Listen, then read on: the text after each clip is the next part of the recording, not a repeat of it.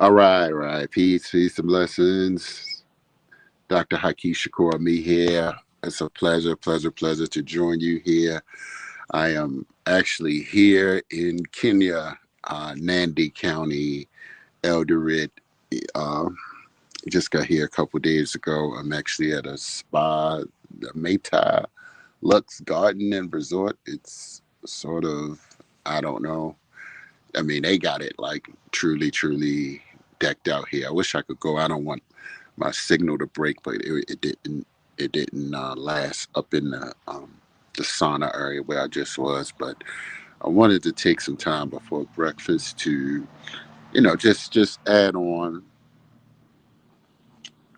uh, about the Burkina Faso issue and conversations that's going on. So again, I'm currently in Kenya. I went to Nairobi earlier, so I mean, my experience is limited in terms of being on the ground, as some repats have actually had more experiences than I have. But I stay connected via watching and listening to various videos, as well as some of our on the ground experience, as well as our partners in several WhatsApp group chats. Um, and just full disclosure, I am a ADDI member, and um, and have been supporting ADDI for the past several years. So certainly, I was inspired by Dr. Arikana, uh, Her Excellency, throughout the years that she has done, her work. So, but certainly do have an open mind about issues, and I have some unique uh, wisdom and experiences of being on the ground in various parts of Africa, Kenya, Tanzania, South Africa. So, and just having conversations with people. Um, as well as the diaspora. For instance, I got my Weavy Maryland shirt on, so shout out to Weavy Maryland. You can Google that, so hashtag Weavy Maryland. Look at, what that entails. And so that is, shall I say, a movement to connect diaspora for those that are in Maryland and would like to be a part of some forward thinking business slash entrepreneurial, cultural, empowering, visionary operations. So We Be Maryland is to bring all of us together in real time and practical realities of where we are right now. Many of us live in the diaspora, and certainly Maryland is like the epic center for the Black global Pan African movement, if you all didn't know. And so certainly I can say with a shadow of a doubt that, myself has, pioneered many different unique initiatives. And so, but getting back to the conversation, just so everybody knows, so I was a recipient of the Arikana Excellent Award at Howard University a few years ago. And so I felt very appreciative and humbled and honored to receive that award. And, I feel that I owe a debt of gratitude to be recognized on that level, to speak, objectively in terms of knowing what's best for me. And I have listened to several different global Pan Africanists. I remember the Art Cathy, whatever her name is, and the Acres of the Gambia, those groups, several other repats. And so, we did several different things in, Tanzania. And, so we have experiences with, diaspora, as well as, brothers and sisters on the ground. But, those that's living in the continent that never actually been to the U.S. And so, as well as, my unique experience, for instance, working with some of the African commissioners here in the United States. And so, but as I mentioned, I'm here in Kenya, and I recall I got inspired, for instance, when Dr. Arikana pushed the initiative for the one Wakanda One initiative that was, you know, attempted to create a hub in Kenya as well as Ghana. Now, I don't know all of the details. I recall reading some preliminary things during those times, but I certainly am willing. I feel that, Black people in the diaspora, we can offer support for Africa and Africans, and the question becomes how much power, how much civic uh, connections, how much civic appreciation that we have in this world. How do we get recognized? How do we get credibility? How do we get respect? Uh, and I'll just give this example, for instance, even in America, like, when we talk about citizenship, uh, many Black people, depending upon, like your citizenship rights aren't like guaranteed. And what I mean, that's even in the United States. And so I'm not, each individual going to have their own unique skills and talents and abilities. And so as I was talking to a mother, Mama Iman, up in New York, and we were talking about Burkina Faso just subjectively in terms of, what we're able to contribute to the country.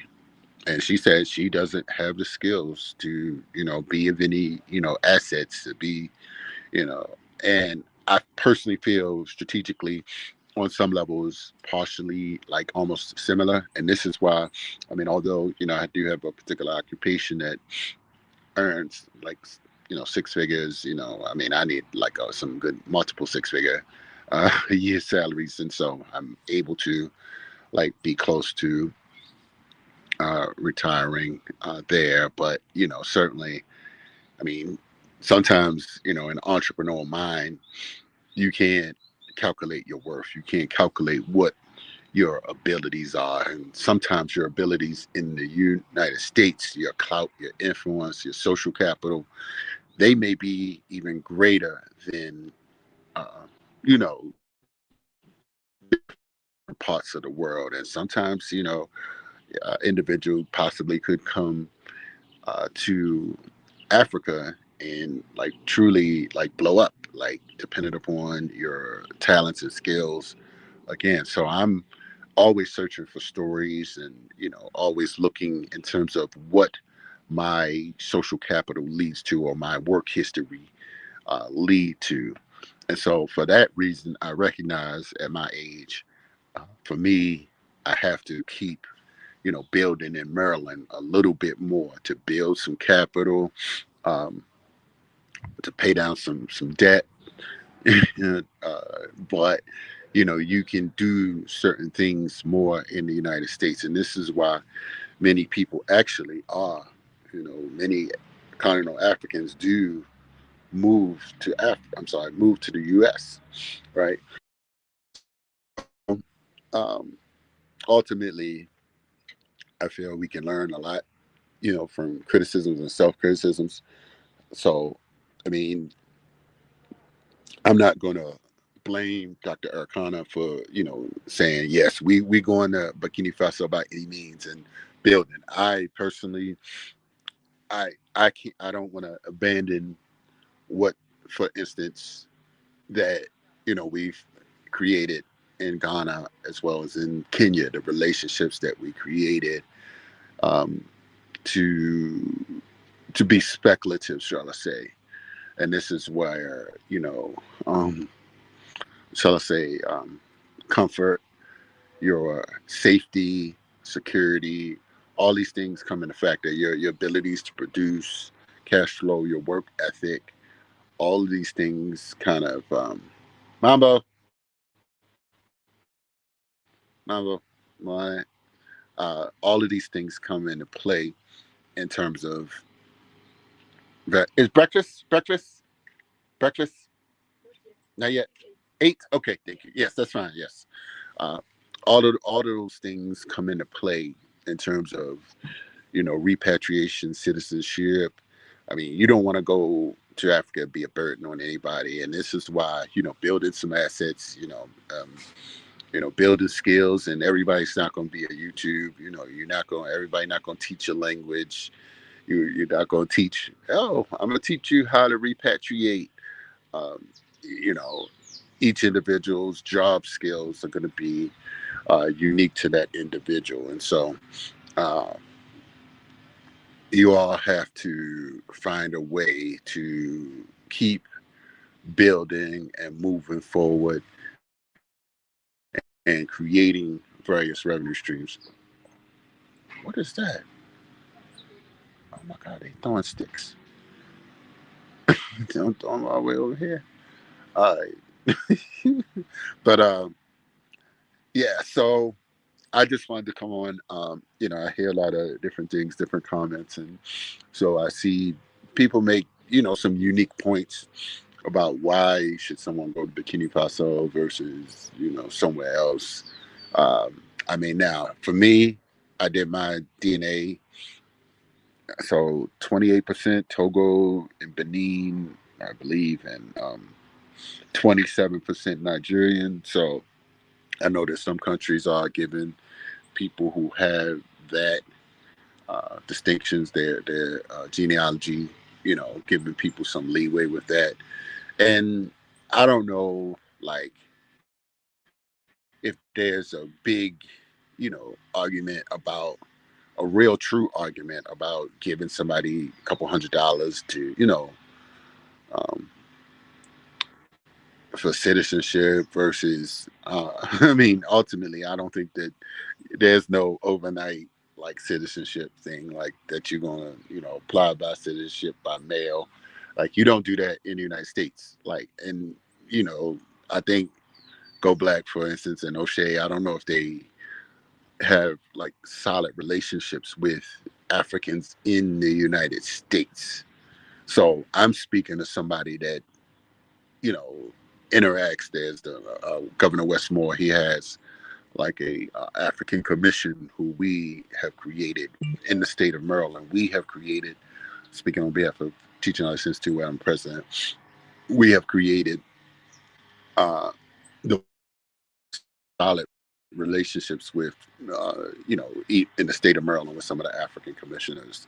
And so, we hope to begin to sit down and meet with them on a more regular basis. But I realize that many of them may not or are not, willing and able to, go to Africa. I mean, that's what I want to. I want to do a poll. I want to say, how many of y'all African commissioners have actually gone to Africa in the past 6 months or the past year? I mean, once upon a time, I mean, things changed, and I had to reinvent myself and reinvent the time management that it takes to actually travel, and I also want to reduce stress that comes with, earning money, producing to travel to Africa, because it does cost, and if you aren't economically proficient, you may not be, able to go at all. Like, some people aren't able to travel as much, and so, but we, for instance, have done an amazing job here. Just connecting the dots, and just sometimes I'm like, when I'm here, I'm like looking, see, like, this is like a little solid operation, and I want to talk to my team. We about to have breakfast, but just like the feasibility, for instance, of this resort that's here. Like, how practical of an idea was it? They have a very big pool, sauna, barber on staff, not staff, but a barber, a hairdresser, like aerobics gym in the basement. Like, man, this place is like truly decked out. I was like, man, but it ain't like no people here, no customers, and so I don't know if they. I'm gonna find it. I think it's just been built in the past year. So, but I'm like, all right. I mean, it's very nice. I'm like, man, somebody really put some money into it. The rooms are very nice. I mean, they even got Netflix, like that you don't have to sign in yourself. Like that's the first time I've seen that. But so other than that, like I said, you know, for those that are in the United States, stay connected to the Success Scholar, Dr. Haki Shikoami. And definitely we in Kenya. There's another group coming to Kenya. Shout out to Brother Devin and Brother Dr. Bilal Ali, a few others that come in December. I want to, do some things, help them on the ground in Nairobi. So, but we hope to, keep building here in Nandi County. We had an amazing, yesterday was great, had a big, powerful experience. And so, but, um, I would say to Brother O'Shea and Go Black. I mean, I feel that we sort of owe, you know, we owe each other. Africans on the continent, we owe each other different conversations and different levels of commitments and contributions and we all have to have our wisdom in terms of how do we produce cash flow and revenue and how not to destroy each other's character and reputation in process. Not saying that that's what the intent is, but O'Shea called Dr. Arikana Dusty. Like, come on, man. Like, she's a medical doctor, man. She not Dusty, bro. Like, I mean, you know, I mean, I feel that um, that could have, not been said. You can find better words to speak about, someone that is, and I'm not talking about the whole African Union thing or what happened there, um, but you definitely have to watch uh, how you, not saying he, but how you use your positions for different things. Now I'm, on the board of, the Maryland Black Caucus Foundation in Maryland now. Some people may not think that that's much of anything, and that's subjective, but it's an honored position, and not everybody's going to have that opportunity. Not everybody's going to be a delegate or a senator, and I may not. I'm not trying to be, but certainly I can still organize and think and to build allies. And this is why when, with the CBC, the Congressional Black Caucus, uh, CBC week in the Congressional Black Caucus Foundation, that was amazing opportunity that I did there that was like totally powerful, that can influence millions. So this is what I'm saying. I conducted the most relevant, Pan-African operation, um, for this time. And I'm not going to say I'm the most relevant, but what I did was I influenced processes. Uh, money. I influenced processes to, make things happen for the global Pan-African movement. And so I'm excited and honored for that opportunity. And so, that was a powerful experience, and I'm ready to manifest the results of all of that. So just wanted to thank you all for the opportunity. I'm excited about what's going to happen next week. Um, as I get back, the Maryland Black Caucus weekend is going to be taking place. So I'm ready to make some progress, y'all. So I'm stepping up my game. So on many different levels. So stay tuned. Stay tuned. About the breakfast? Oh, it's at 8 o'clock.